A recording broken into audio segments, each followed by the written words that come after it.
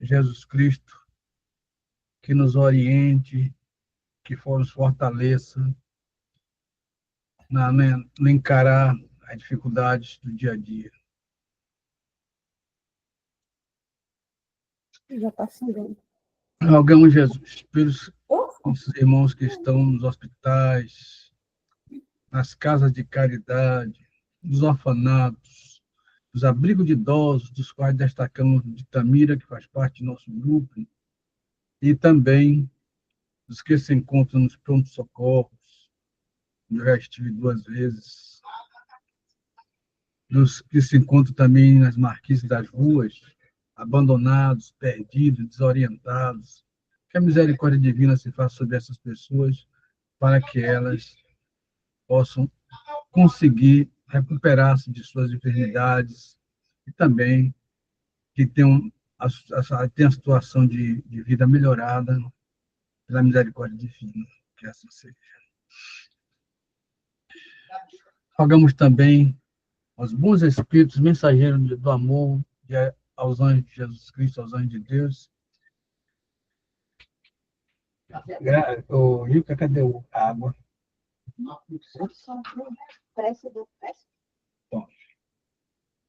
Que magnetizem a água colocada neste ambiente, nesta casa, na casa de todos os irmãos que fazem parte desse grupo, para que esta água adquira propriedades especiais. E assim como aconteceu nas bordas de Caná, quando a água transformou-se no melhor dos vinhos, que pelo vosso poder, Jesus, esta água mude, transforme-se em tônico energético, capaz de revitalizar todas as células de nosso organismo, medicamento eficaz contra todas as doenças do corpo e da alma, que assim seja. Que essa prece também se estenda aos irmãos que moram em edifícios, que a água do reservatório seja purificada e magnetizada para que todos que moram no edifício sejam beneficiados. Nas casas. Já falei das casas. Gilca com a palavra. Ah, não. Hoje nós temos que fazer uma prece pelo espírito desencarnado do irmão Luiz. Ele não resistiu e desencarnou. E que Jesus conforte a família dele, especialmente a esposa que mora aqui na nossa rua. Mestre Jesus, tende compaixão do espírito desencarnado do irmão Luiz. Senhor, que a vossa misericórdia se estenda sobre tudo o que criastes. Piedade, meu Deus, para aqueles que não vos conhecem, esperança para aqueles que passam pela provação. Senhor, dai ao viajor a estrela guia, dai ao aflito a consolação, ao doente o repouso, e ao espírito culpado o arrependimento. Dai à criança o guia, dá ao órfão o pai. Permiti aos espíritos consoladores derramarem por toda parte a paz, a esperança e a fé. Um raio, uma faísca do vosso amor poderá abrasar toda a terra.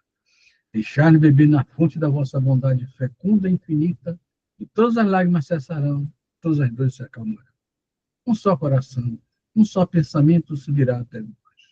Um grito de reconhecimento e de amor, como Moisés sob a montanha, nós esperamos de braços abertos para vós. Ó poder, ó bondade, ó beleza, ó perfeição. Queremos, de alguma sorte, merecer a vossa misericórdia.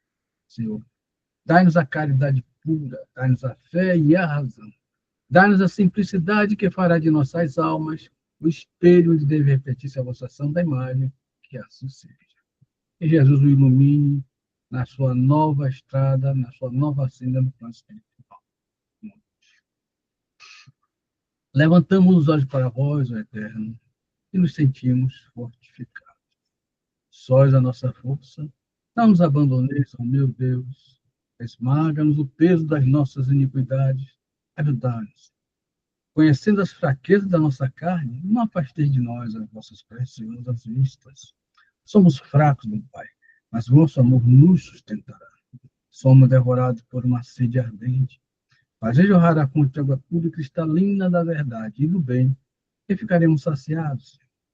Que a nossa boca não se abra para murmurar com os aborrecimentos e as aflições do dia a dia, mas sim, bom Pai, para cantar os vossos louvores. Porque só vós sois bom, só vós sois justo e nos perdoas, Pai. Sois o fim, sois o objetivo das nossas existências. Bendito e louvado seja o vosso santo nome, e assim seja. Em nome de Deus, em nome de Jesus, estamos por iniciada a reunião de estudos da noite de hoje. Viva Jesus, Deus está presente em nossas vidas, em nossa reunião também. Agora sim. Ô, Cláudio, seja bem-vindo. Eu estava apreciando o jogo de vôlei de seus pais, um passando a bolinha para o outro, que coisa bonita. A fisioterapia deles. Boa noite a todos. Eles foram eliminados da competição. Por eliminação. Eu gostei de ver, estão ativos, né? Que bom, graças a Deus, graças a Jesus. É verdade, parece time de Vitória. Vamos lá, Juca. Novos atenienses. Mas quando ouviram falar da ressurreição dos mortos, uns escarneciam e outros diziam: acerca disso te ouviremos outra vez. O contato de Paulo com os atenienses no Areópago apresenta lição interessante aos discípulos novos. Enquanto o apóstolo comentava as suas impressões da cidade célebre, aguçando talvez a vaidade dos circunstantes pelas referências aos santuários e pelo jogo sutil dos raciocínios, foi atentamente ouvido. É possível que a Assembleia o aclamasse com fervor, se sua palavra se detivesse um quadro filosófico das primeiras exposições. Atenas reverencia então por sábio, apresentando-o ao mundo na moldura especial de seus nomes inesquecíveis. Paulo, todavia, refere-se à ressurreição dos mortos, deixando entrever a gloriosa continuação da vida, além das ninharias terrestres. Desde esse instante, os ouvistes sentiram-se menos bem e chegaram a escarnearem a palavra amorosa e sincera, deixando-o quase só.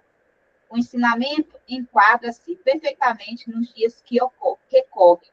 Numerosos trabalhadores do Cristo, em diversos setores da cultura moderna, são atenciosamente ouvidos e respeitados por autoridades nos assuntos em que se especializaram. Contudo, ao declararem sua crença na vida além do corpo, em afirmamento à lei da responsabilidade, para lá do sepulcro, recebe de imediato o riso escarnível nos admiradores de minutos antes, que os deixaram sozinhos, proporcionando-lhe a impressão de verdadeiro deserto.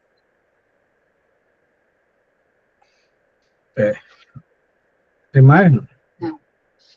Infelizmente, nossa humanidade está sobrecarregada de materialismo.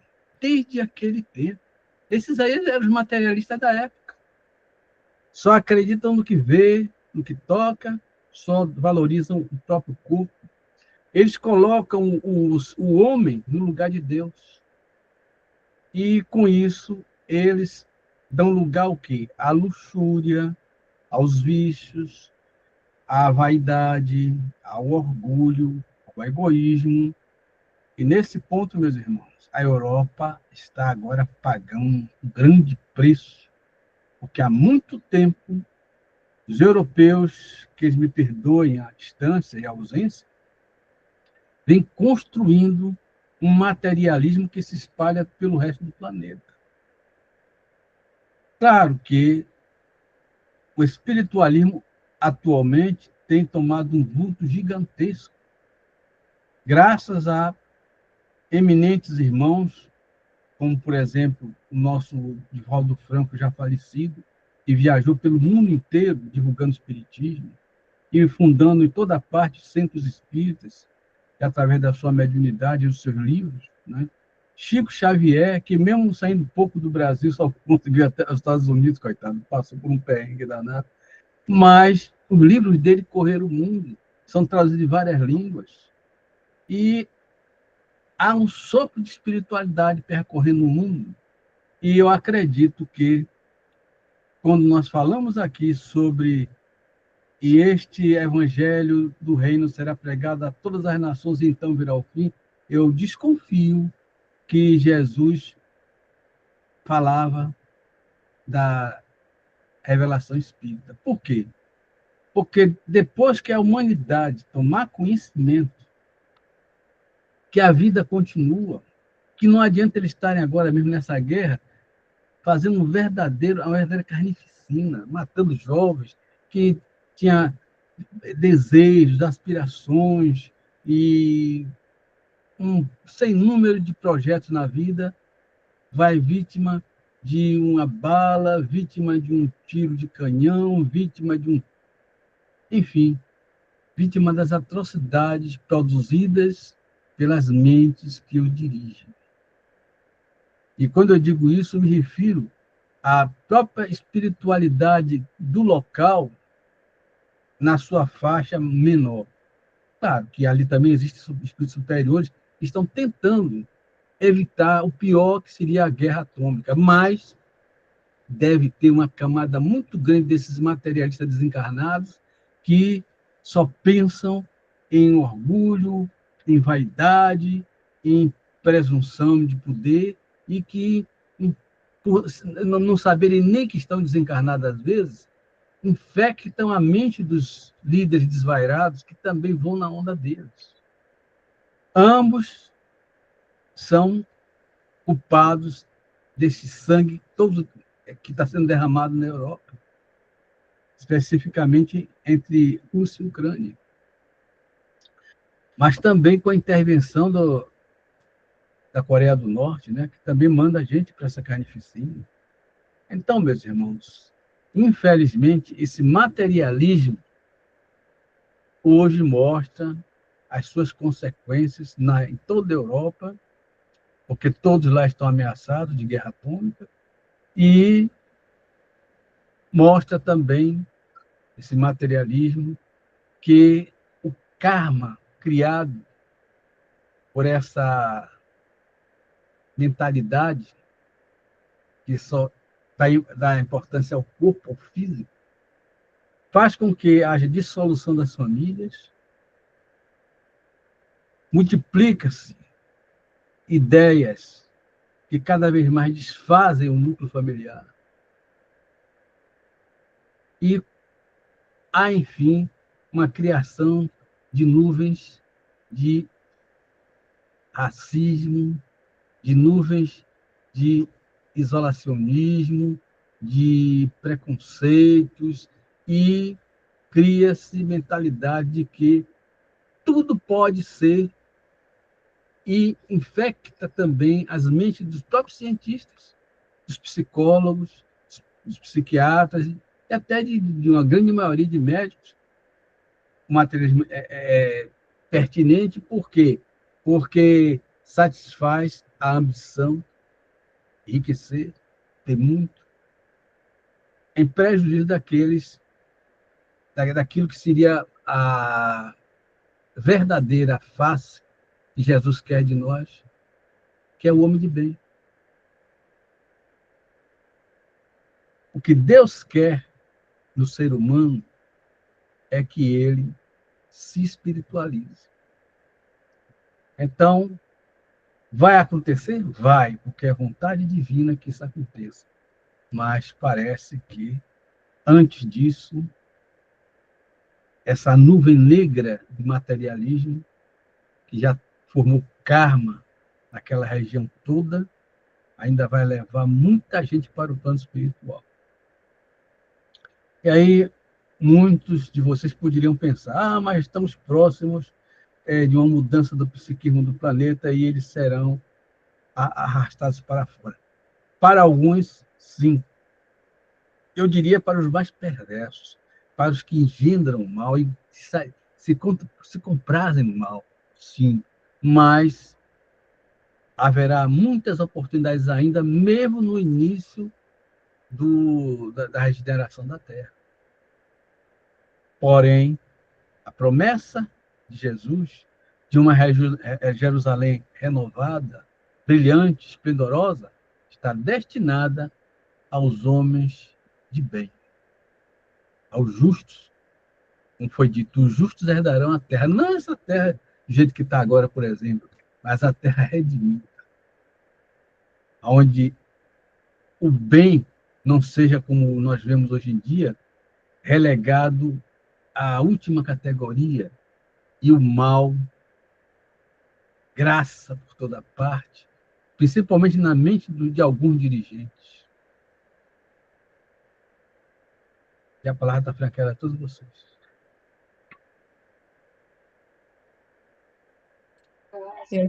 Eu estava escutando há pouco tempo uma palestra de Haroldo Dutra Dias falando justamente sobre essa questão. Ele estava sendo entrevistado, não é? Então, ele dizia justamente isso, que a, a relatividade das coisas que são erradas, né? Que se você é fiel no pouco, você é fiel no muito. Que se você rouba no pouco, se você tivesse na oportunidade lá, você roubaria no muito. Então, a gente precisa. Oi? A Só gente está dizendo que já assistiu. Nós assistimos isso hoje, Foi. meu amor. É. Sobre Pois isso. é. Então, se você constrói essa mudança de paradigma dentro de você, e não adianta a gente pensar e esperar que os líderes, né, a gente está vendo tudo podre e carcomido na justiça, dentro do próprio sistema de justiça, os líderes políticos. Então, a gente não adianta nem se preocupar, muitas vezes eu fico assim, porque eu tenho sempre gostei um pouco de política, né, que eu fiz federal e eu era do DA, do diretório acadêmico, então sempre tive essa veia um pouco militante, mas, enfim, então, hoje, a gente não vai resolver por aí, a gente vai resolver a pequeno passo, construindo uma coisa diferente dentro de você, de dentro para fora, né? Desde Jesus já dizia isso, a mudança de dentro para fora, é de baixo para cima. Não adianta a gente esperar um milagre acontecer e nós estamos vendo aí tantas coisas terríveis, tantas tragédias, o planeta está adoecido porque os seres que habitam estão profundamente adoecidos em todos os aspectos. E qual é a cura disso aí, né? A gente tem que buscar o amorzinho, o amor, aquele que está lá dentro da gente, implantado, Deus está lá dentro. Filhos de Deus é que nós somos. Somos criados únicos, não tem outro ser igual a mim, igual a você, só tem você. Então, a gente pensando nisso, a única coisa que a gente pode fazer é isso que nós estamos fazendo aqui, nos iluminarmos, né? Buscarmos iluminação, buscarmos aprendizado, buscar aprender essa construção de um mundo melhor primeiro dentro da gente. Se a paz não estiver aqui dentro, lá de fora, não procure não, que você não vai achar de jeito nenhum. Né? Perfeitamente. Agora, nós temos que ter a consciência de que devemos, na medida do possível, desfavorecer o materialismo de todas as formas que nós pudermos, porque ele está criando corrosão no próprio seio da família. Não é só na família brasileira, é da família mundial. Daí tantos desquites, tantas separações, tanto desamor, e gerando problemas sérios naqueles familiares que já têm crianças, porque a criança não tem culpa de nada, mas ele pega uma divisão que ele não queria. Ninguém pergunta à criança, você queria ter duas casas? E ele queria ter uma casa só, ele queria ter o amor dos pais. Mas, infelizmente, ele é obrigado a aceitar a situação como aparece. E cria-se, então, um campo de dúvidas, um campo que raramente leva a criança a uma situação melhor.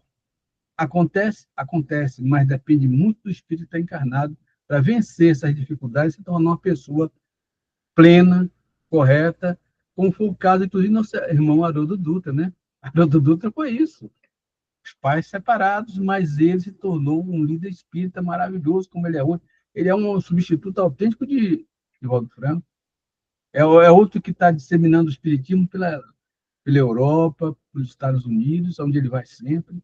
E é um ótimo pregador. Graças a Deus que ele não foi para o lado dos evangélicos, porque senão o negócio era pior para nós, né? Ele está do nosso lado.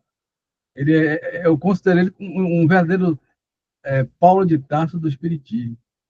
Mas nós também temos que olhar que temos nossas parcerinhas de responsabilidade com relação a essa questão do materialismo. Porque você veja bem, o que é que você acha, Imara? O espírito Imara, daqui a 2 milhões de anos, já pode ser, quem sabe, até um anjo luminoso, habitando um planeta celeste, não é? Então, a gente tem que pensar positivo, né? Nós seremos isso um dia. Um dia nós conquistaremos o nosso lugar junto a Deus. Fomos feitos para isso. E Tá temos... longe, hein, meu tio? Tá longe. 2 milhões de anos passam rápido, minha filha. A eternidade é rápida. Passa rápido 2 milhões de anos. A Terra, há 4 milhões e meio de anos, ainda estava se formando, mas olha, com 4 milhões, nós ainda estamos aqui. Você daqui com 2 bilhões, você já é espírito de luz, já está numa alta esfera. E todos nós que aqui estamos, temos o direito de aspirar a isso também, né? É um direito nosso. Um dia chegaremos lá. Mas é preciso que a gente construa também, ao redor de nós, a nossa própria espiritualidade, espargindo. É como disse Jesus, que a vossa luz se expanda por todos ao redor. Que a vossa luz brilhe. Né?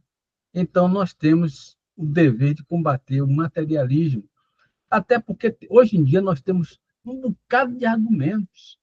Aquela criancinha de... Quantos anos tem aquele menino que diz que é médico? Ele parece que agora está com 5 anos de idade. O menino não diz uma coisa errada dentro da esfera médica. Se isso não é reencarnação, é o que então? Que a explicação materialista tem para uma coisa dessa? Um menino de 5 anos que conhece fisiologia, que conhece uma coisa difícil mesmo, que é a própria essência dos hormônios do corpo, que conhece que conhece ortopedia e que cardiologia e que discrimina a anatomia humana de uma maneira incrível. Isso é o quê? Que os materialistas me dê uma resposta para isso. Criancinhas de 3 anos de idade que toca piano divinamente e tem obras clássicas. Então, hoje nós temos armas para desfazer um pouco desse materialismo que está ao redor de nós. Porque um dia nós poderemos conseguir, pelo menos que algumas pessoas meditem no assunto. E passem, então, a buscar mais conhecimentos. Eu recebi uma carta de uma pessoa que quer se comunicar conosco, mas é tal negócio. Às vezes eu penso que é mais assim, que aqui tem muito obsidiado, viu? Mais do que curioso. Mas a gente pode ajudar também os obsidiados, a gente pode orientar para um centro espírita que tem a parte mediúnica, e ele fazer desobsessão e melhor do que despachar, já não tenho nada com isso, pode mexer, e se mande. Não, a gente encaminha pelo menos e dá algumas orientações gerais para que ele ore mais, para que ele busque mais Jesus Cristo na vida dele. Enfim, dá alguns passos iniciais e empurrar ele para um centro espírita que tem a mediúnica, para que ele seja desobsediado. Muita gente pede para entrar aqui no grupo, mas quando vê como é que nós fazemos aqui, ele pensa que aqui a gente vai dar paz, a gente vai fazer desobsessão. Aí, quando se desilude, aí pronto, abandona o grupo, já não vem mais, já não percebe, não assiste mais o grupo. Porque, na verdade, isso aqui é o conhecimento que nós estamos transmitindo dentro da nossa capacidade, claro, dentro do que é possível fazer. É importante? É. Até para os que estão sofrendo obsessões, é importante. Né? Depois, então, poderá ir a um grupo que tem mediúnico e fazer sua desobsessão. E a palavra continua franqueada.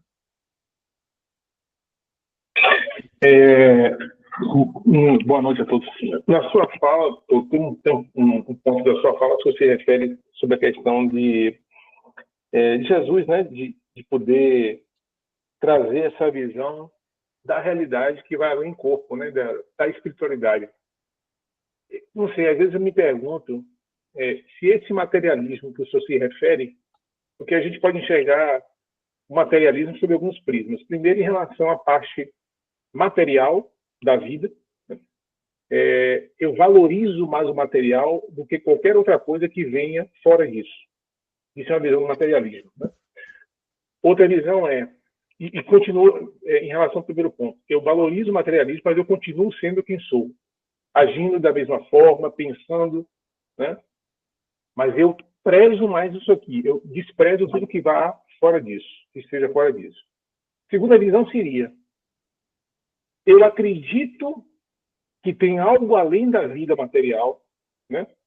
E, por conseguinte, eu dou menos valor ao material, porque eu sei que tem algo a mais, que está além, né? E que justifique uma mudança de ação, enquanto espírito, obviamente, né? Seja encarnado ou não. Mas, assim, eu não acredito verdadeiramente, né, que os espíritos encarnados ou desencarnados, ao perceberem,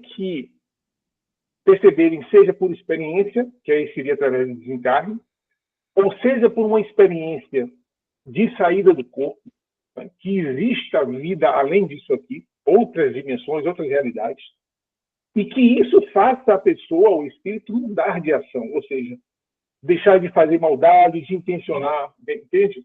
Deixar de agir com egoísmo. Então, eu realmente reflito sobre isso. Será que a causa primária desses males, né, dos espíritos, né, é de fato materialismo? Ou de fato é algo ou de fato ainda é a sombra, ou melhor, ainda é a falta a escuridão do conhecimento, né, que causa estar nesse lugar de penumbra aí, e que faz os espíritos, que faz nós agirmos da forma que agimos em algumas situações, ou seja, demonstrando ainda que precisamos, de fato, evoluir, né? Então, em resumo, eu sempre me pergunto se saber que existe vida além da matéria, se isso por si só é suficiente. Na minha concepção, não é. Eu acho que no mundo espiritual existem problemas, e não são poucos, assim como existem aqui, né, de espíritos que desencarnam e continuam gerando problema. Eles estão aqui gerando problema hoje, vão desencarnar e vão gerar problema lá também. Né? Agora, lá pode ser que o protocolo seja outro. Lá eles têm um universo para sair, né? Outros planetas e tal. Mas, enfim, eu fico a me questionar se, de fato, o materialismo ela é a pedra fundamental dessa discussão, entende? Eu acho que a problemática mesmo dos espíritos está na sua falta de desenvolvimento ainda, né, do que é ser luz, enquanto ser universal. Entendeu? Para alguns irmãos nossos, sim, se nós apresentarmos de repente assim, o conhecimento do mundo espiritual, tem condições de ele reverter. Vou contar só um caso que ocorreu aqui na Bahia mesmo. Um irmão nosso que era clarividente. O cidadão meteu-lhe uma arma no nosso irmão, que era clarividente, e na mesma hora que ele meteu a arma, apareceu ao lado dele uma senhora gorda, com trajes simples de dona de casa, criticando ele, quase dando cascudo nele e dizendo que não foi isso que ela tinha ensinado a ele. Ele, ainda tremendo porque estava com a arma na cara, mesmo assim teve a coragem de dizer, olha, amigo, tem uma mulher aqui do seu lado, eu sou clarividente, que está dizendo que não foi isso que ele ensinou a você. E ela está dizendo até o nome dela. Deu as dicas, ele perguntou como é que ela está trajada. Ele fez, está trajada assim, assim, assim. Ele fez a minha mãe mesmo. Diga a ela que eu estou assaltando porque eu não estou conseguindo emprego em lugar nenhum e já estou cansado de procurar. Aí ele disse, olha, se você baixar o revólver, ele era empresário, esse irmão nosso, era cadeirante, mas era empresário. Se você baixar o revólver e me der tempo para eu parar de tremer aqui, eu vou dar você um cartão da minha empresa, eu arrumo um emprego para você. Se realmente o seu problema é esse, eu vou arrumar um emprego para você. E com isso aí, o cidadão foi trabalhar com ele, se portou corretamente e a espiritualidade salvou um irmão. E está escrito na Bíblia, há mais alegria nos céus por um pecador que se arrepende do que por 99 justos que não precisam disso. Então, sim, há alguns que o conhecimento espiritual não vai fazer efeito, concordo com você, Cláudio. Tem sim. Mas tem uma porcentagem desses que poderão, com conhecimento espiritual, abandonar seus vícios, abandonar os maus hábitos adquiridos e viver uma nova vida. E a palavra continua franqueada a todos vocês.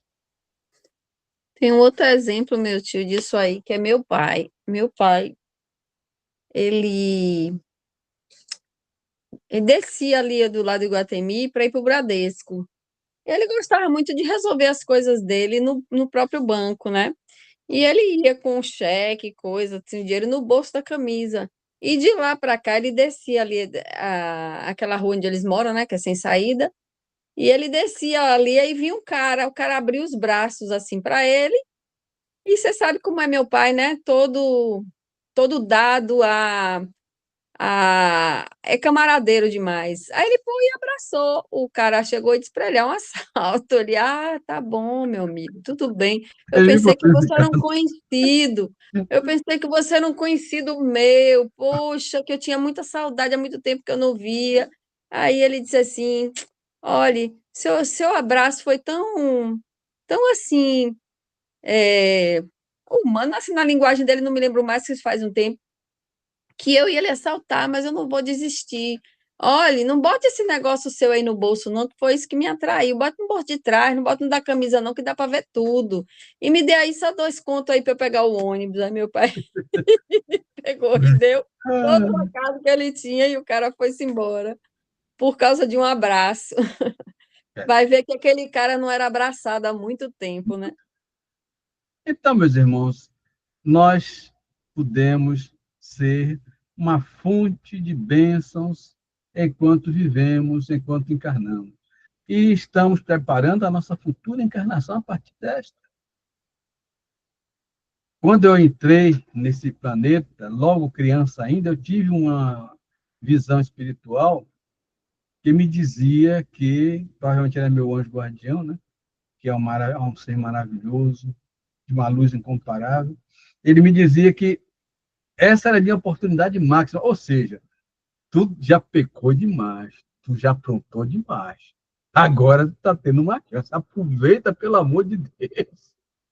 Procura se remendar um pouco. Peque menos, pelo menos. Vê se consegue evitar de piorar mais as coisas. E o certo é que, graças a Deus, eu já estou chegando aos 80 anos e se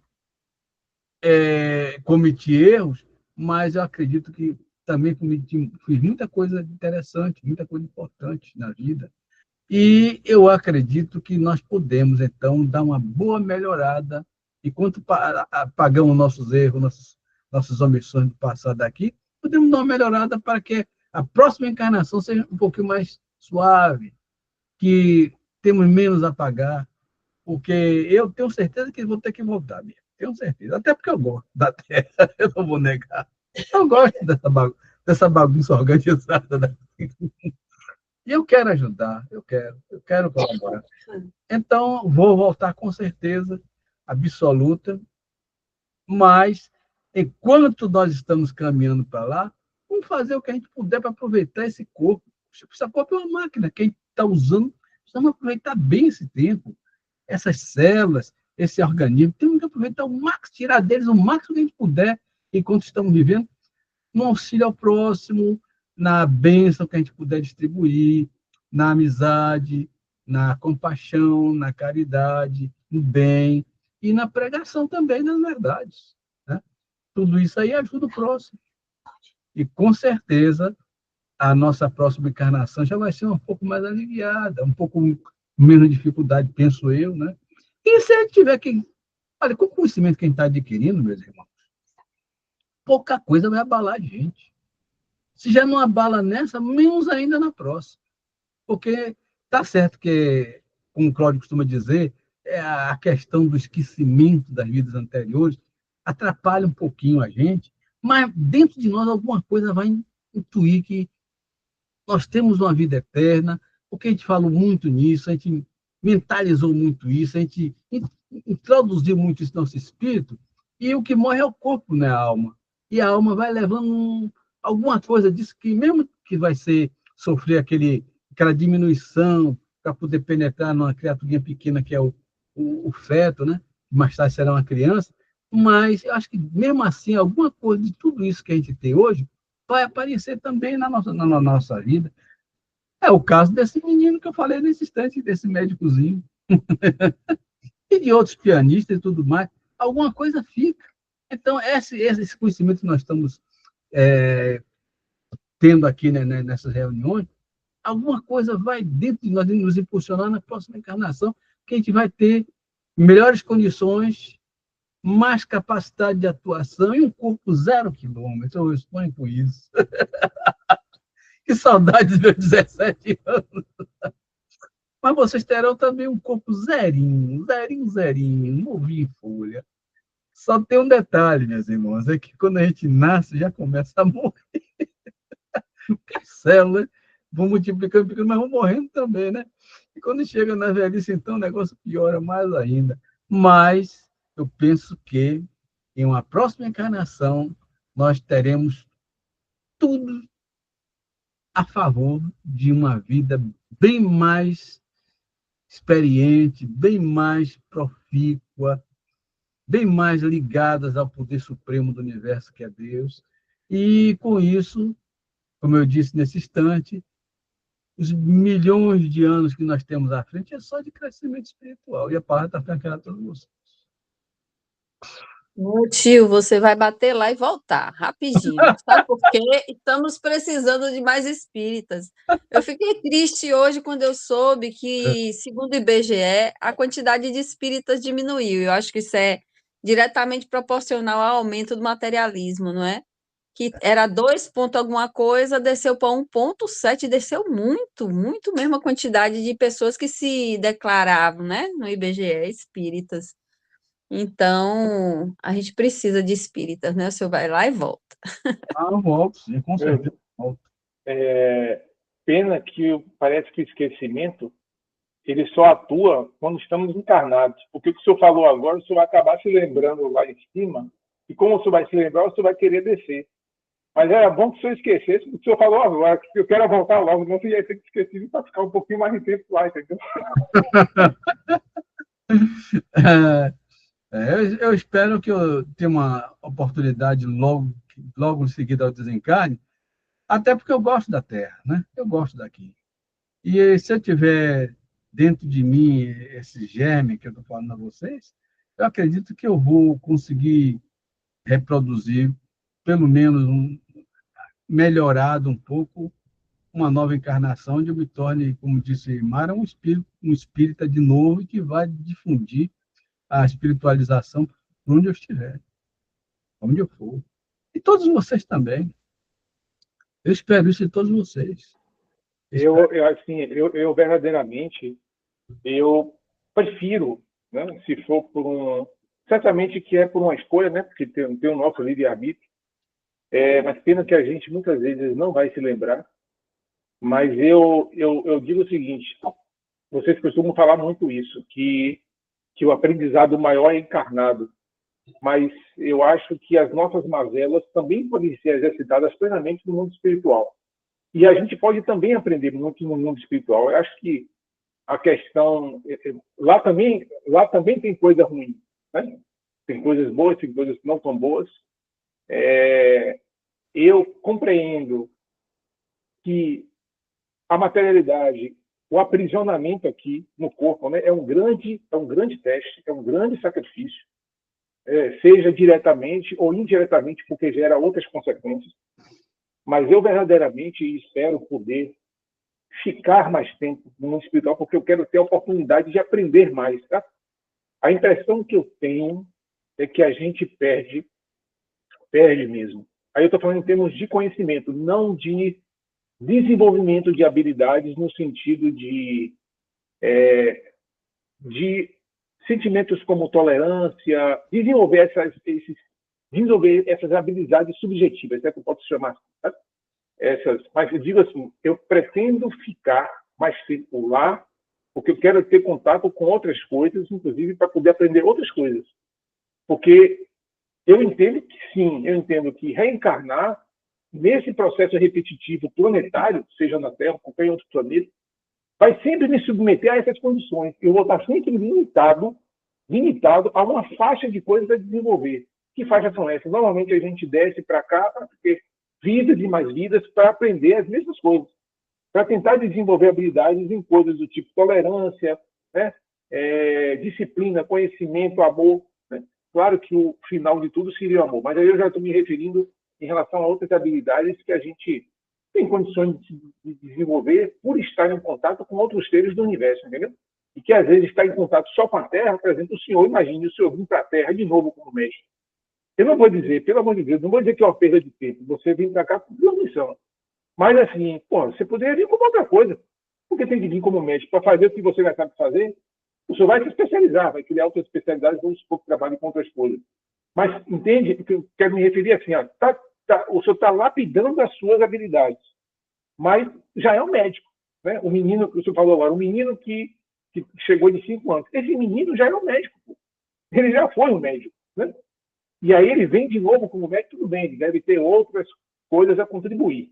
Mas o que eu penso para mim eu quero aprender novas coisas. Né?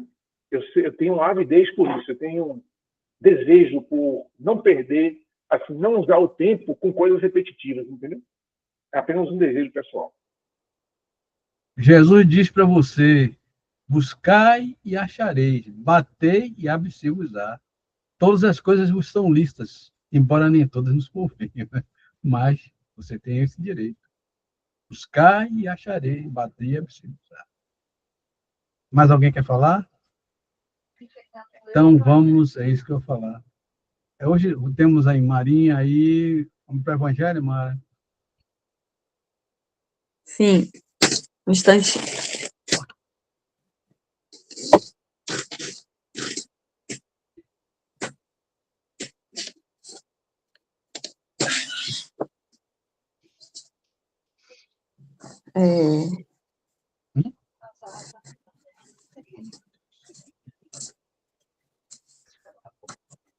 Todos estão me ouvindo?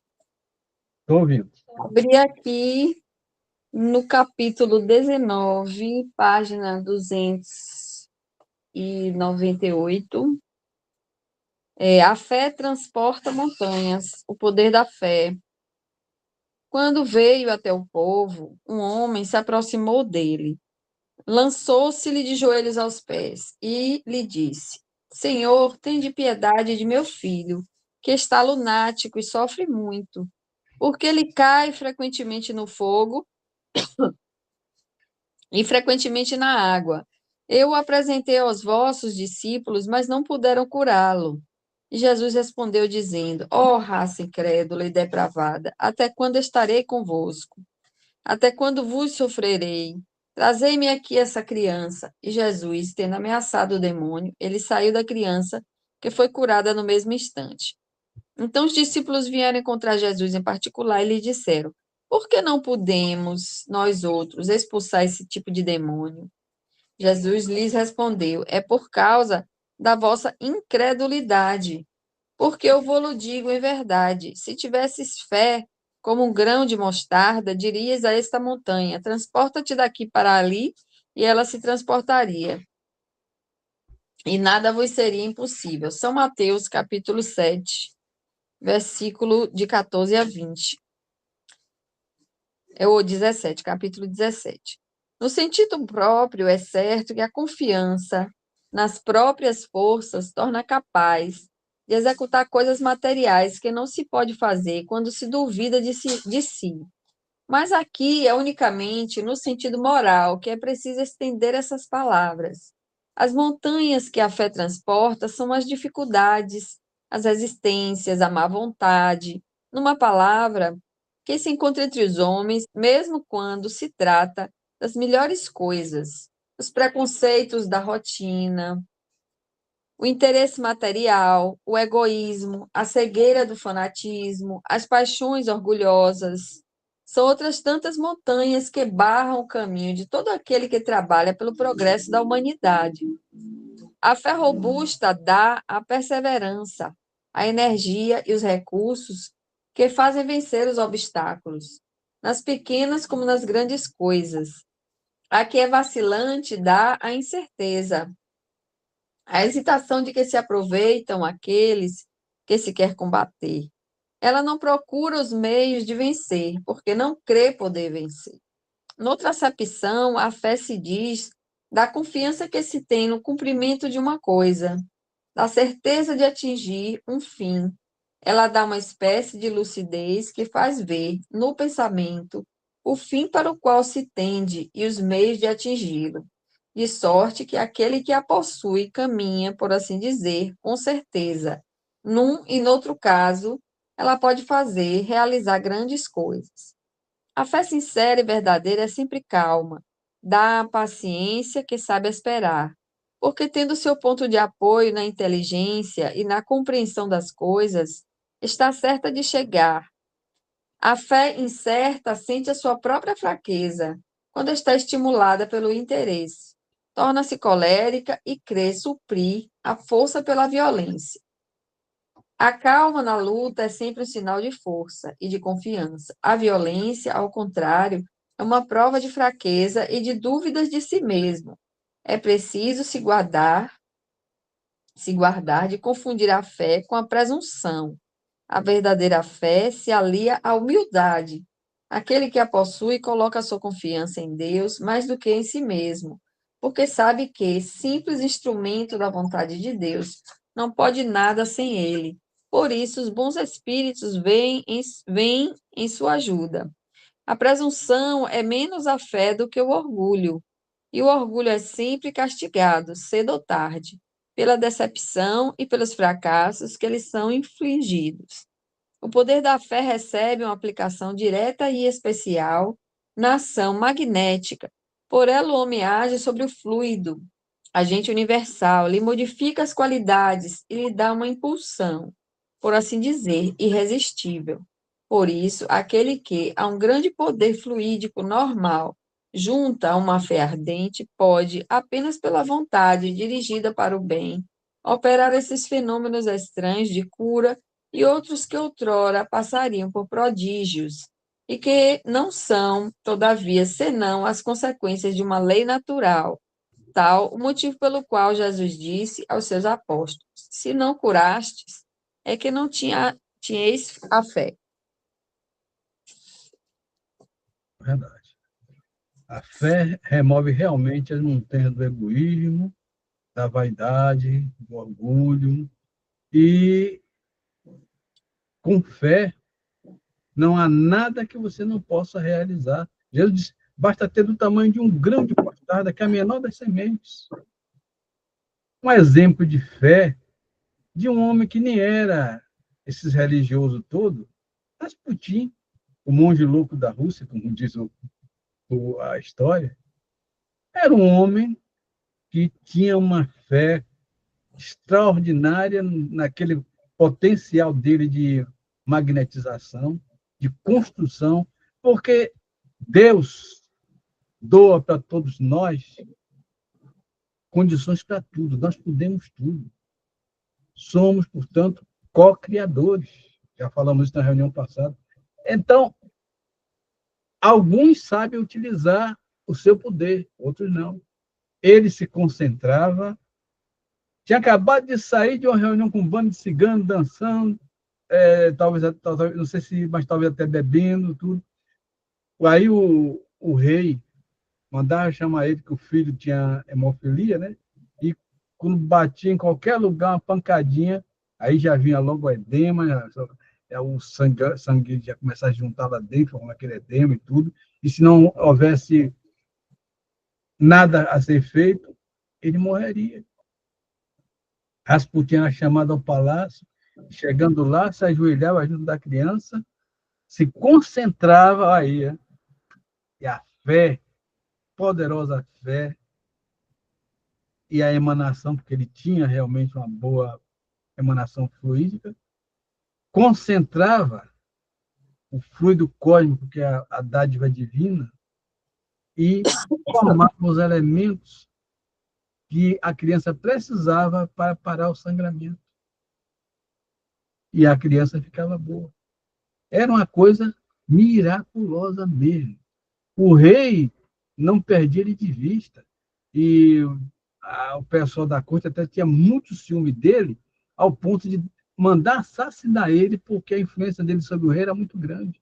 Então, vocês veem, a fé realmente é poderosa naquele que tem, mas é preciso, para isso, você, em primeiro lugar, acreditar em Deus, acreditar no poder de Deus e acreditar que você realmente pode realizar aquilo.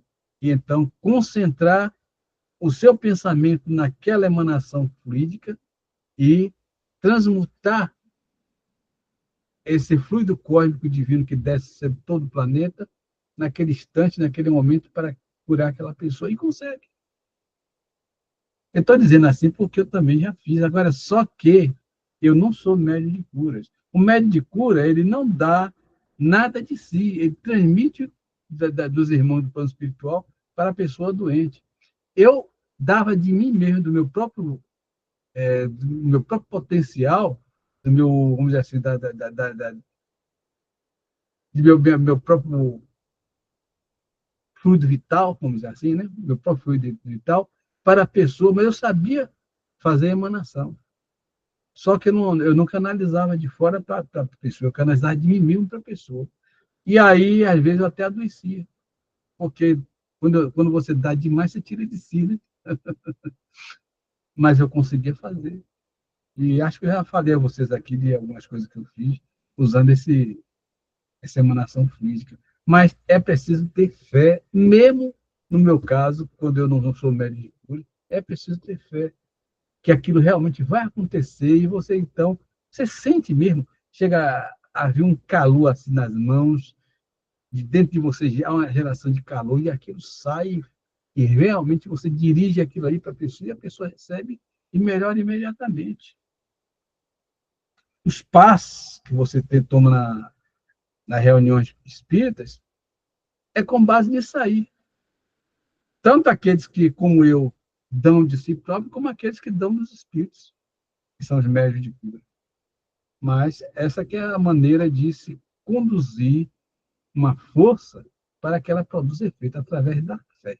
É a palavra está francada a todos vocês. Minha mãe é médium de cura, meu tio. Trabalhou muitos anos no centro com aquele centro, um centro de professor Benedito. Não sei se você conheceu o professor Benedito. O professor Benedito foi aquele que orientou Medrado. Medrado começou com o professor Benedito, no centro lá embaixo. Ela passou anos trabalhando.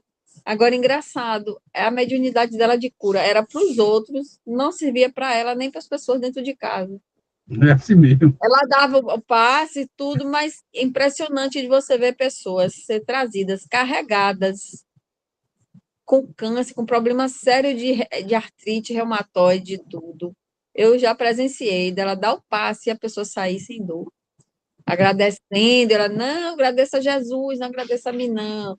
Ela passou muitos anos fazendo isso. Eu acho que devia continuar. Ela parou porque disse que cansou e tal, mas eu acho que ela ainda tem energia para continuar, porque eu creio que Deveria, quando né? você é um dínamo cheio desse tipo de energia, se você não doar, isso acaba te fazendo até mal. Porque ela transmite de outros, então ela não perde nada. No meu caso, eu transmiti de mim mesmo. É porque eu aprendi a magnetizar. Eu li o livro Magnetismo Curador, do autor Afonso Boé. É um livro muito bom e ensina todas as técnicas de emanação fluídica. E com isso aí eu me tornei uma pessoa capaz de ajudar os outros. Só que, como eu não sou médium de cura, eu tirava de mim mesmo. O médium de curas, ele tem sempre alguma entidade ao lado dele para fazer essa canalização. Mas eu, no meu caso, não. Eu ia só eu e Deus. E uma vez o Espírito disse, meu irmão, você é muito, você é muito tipo topetudo, né? Cuidado que um dia você pode ficar totalmente sozinho. Me deu um conselho. Um dos irmãos que manifestava lá no Jorge dos Santos, que é o primeiro centro que eu frequentei, eu acho até que era um caboclo que disse isso. Dá para ficar numa dessa, não está totalmente sozinho, porque eu nunca tive sozinho de verdade. Meu anjo guardião sempre teve ao meu lado, tenho certeza disso. Mas eu realmente era topetudo demais. Me meti em cada um, que é desgramado.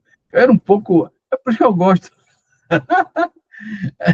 Eu gosto muito de Rodox, porque eu já fui um pouco Rodox no passado, logo no meu começo de espiritismo, eu fui um pouco Rodox, né? Uma vez eu participei de uma reunião de Umbanda, porque fui convidado para fazer parte para dirigir, para dirigir mesmo, porque a médium principal, a mãe de santo, gostou muito de mim, assim, simpatia espontânea, né? E me vendo, e a entidade que era a Iemanjá, que trabalhava com ela, também gostou e me convidou para dirigir.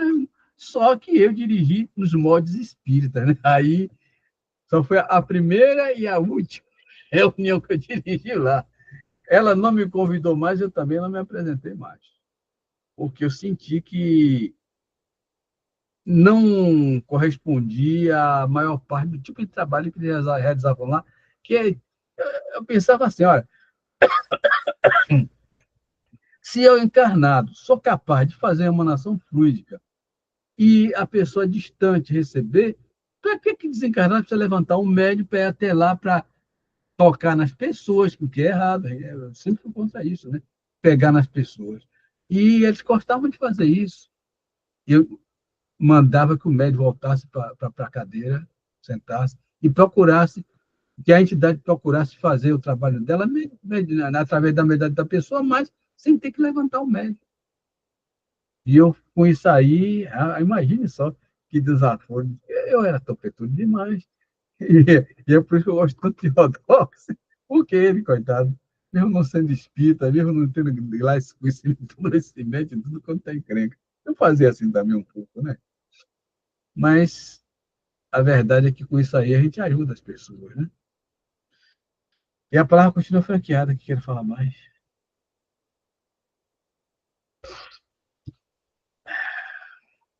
Bem, ninguém mais quer falar, vamos às perguntas, Rica.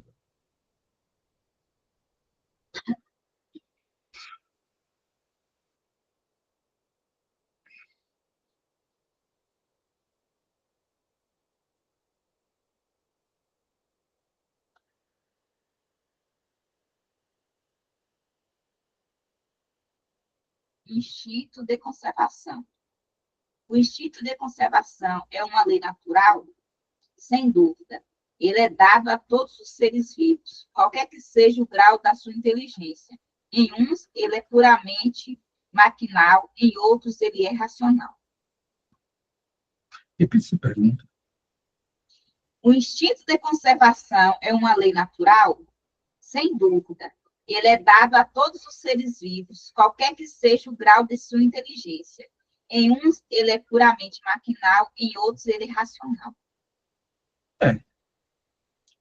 Exemplo, ninguém quer morrer. Nós todos temos o conhecimento de que existe vida após a morte, espírito eterno, mas até o próprio corpo instintivamente não quer morrer. É como dizer Edivaldo Franco, a pessoa, Edivaldo, que ele, me perdoe, está citando o nome dele sem autorização.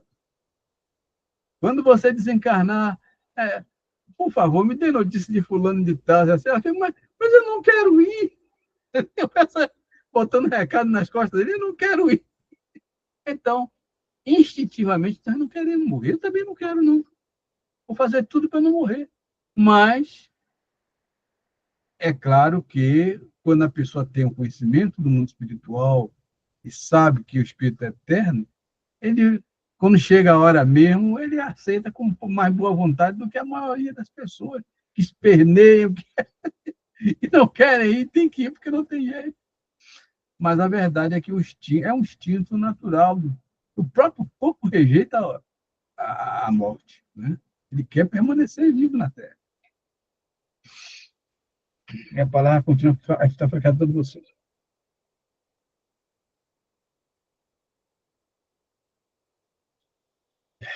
Como ninguém quer falar, vamos à segunda pergunta. Ô, pai, eu lembrei agora de Chico Xavier, que conta que ele no avião, desesperado, Emmanuel chegou para ele e falou assim: tiver que morrer, morra com educação, não faça escândalo, não. Ah, sim. É porque ele é espírito, né? O pobre do Chico é corpo, o corpo não quer, não. O Chico tem razão de espernear, coitado. O corpo não quer ir, não. Embora tenha conhecimento que mas não, o corpo não quer, não. É instintivo isso. Vamos, então. É a segunda pergunta, né? Com qual objetivo Deus deu a todos os seres vivos um instinto de conservação? Porque todos devem concorrer para os objetivos da providência. É por isso que Deus lhes deu a necessidade de viver. Aliás, a vida é necessária ao aperfeiçoamento dos seres, e eles se sentem instintivamente sem se aperceberem. É como nós falamos há poucos instantes. Temos que aproveitar essa encarnação ao máximo. Cada minuto, cada instante. Aproveitar o corpo o máximo que o corpo puder dar. E o próprio corpo sente isso. Ele é preparado para servir ao nosso espírito. Ele é uma máquina. Mas é uma máquina que quer persistir, que quer servir. Ele vamos dizer assim, ele é um repositório que quer se perpetuar o máximo que puder. Então, assim, instintivo que ele não quer, o corpo não quer morrer. E nós temos o dever de cuidar do nosso corpo para que ele dure o máximo que puder. Afinal de contas, quando a gente vem ao mundo, temos um projeto encarnatório, há aqueles que apostam que nós vamos dar certo. É um grupo que se forma nas encarnações planejadas, só escapa disso as encarnações compulsórias que nós já falamos aqui outro dia. Mas as planejadas, tem um grupo de espíritos que estão ali atuando para que nós consigamos vencer a coisa de acordo com a nossa necessidade espiritual. Claro que, infelizmente, alguns se desviam daquilo que foi planejado e, com isso, decepciona a turma toda que lutou para que ele chegasse até ali.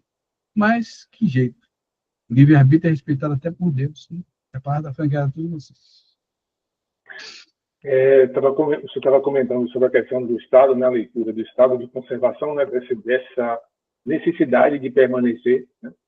E eu estava pensando aqui, que pode ser, de fato, uma projeção da própria infinitude da vida, né? A vida é infinita. Então, o que pulsa dentro de nós são milhares, né? Milhares de células que têm vida, que têm essa memória de continuar infinito, né? Então, querem continuar vivendo, que somos nós próprios no corpo, não só nós, enquanto espíritos, mas o corpo, né?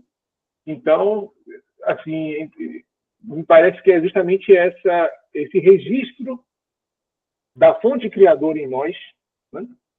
De sermos infinitos e querer continuar essa infinitude. O corpo, ele quebra esse paradigma, né? Porque o corpo, ele acaba, né? Então, interessante. Pois é. O conjunto das células querem se perpetuar e não quer, de jeito nenhum, perder a oportunidade de estar ali atuando, né? E o conjunto delas acaba sendo uma coisa instintiva em nós, de permanecer vivo o máximo que nós pudermos. E nós temos o dever de zelar por o corpo mesmo, né? É obedecer a esse instinto, né? Que é um instinto bom, é um instinto de conservação. Alguém mais quer falar?